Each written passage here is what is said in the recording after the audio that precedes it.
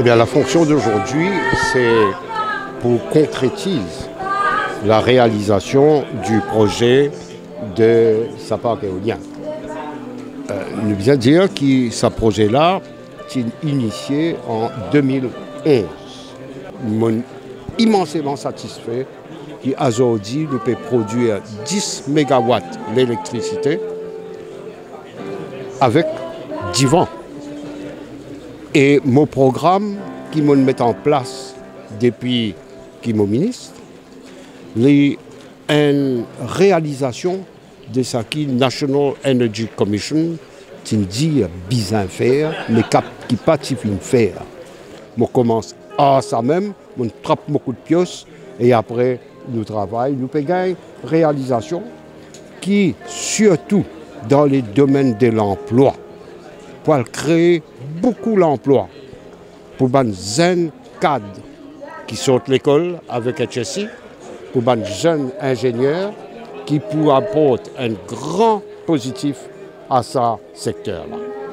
En fait, ce mécanisme comprend un système qui permet aux pays développés de s'engager ou de sponsoriser des projets dans des pays en développement, avec pour objectif de réduire l'émission de gaz à effet de serre. Ainsi, dans le cadre du projet EOL Plaine des Roches, on estime la réduction d'une émission équivalente à quelques 30 000 tonnes de CO2 annuellement, ce qui aura un double impact sur le changement climatique. En premier lieu, son effet direct sur le réchauffement climatique et en deuxième lieu, la réduction de la dépendance à l'énergie fossile au profit du développement de l'énergie verte.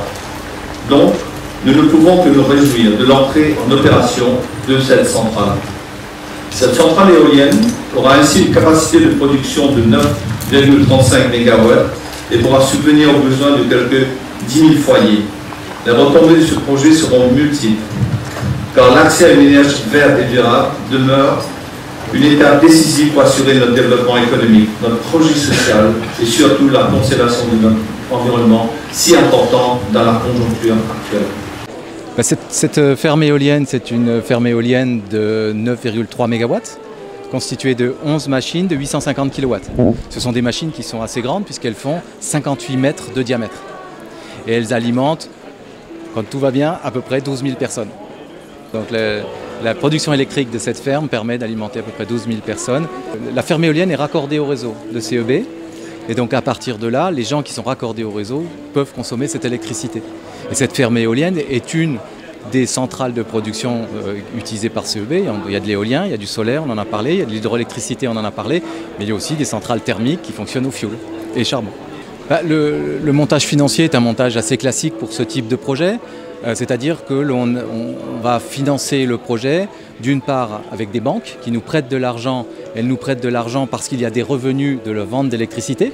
Donc ces revenus, c'est la vente d'électricité à CEB à un prix qui est convenu d'avance et sur une durée, ça a été évoqué, d'une vingtaine d'années. Mais le montage financier, c'est aussi des investisseurs qui mettent des fonds propres.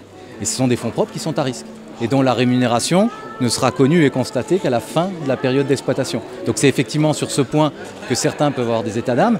Ceci dit, sachez qu'aujourd'hui, sur la planète, les énergies renouvelables, c'est dans le monde de l'énergie le premier poste d'investissement.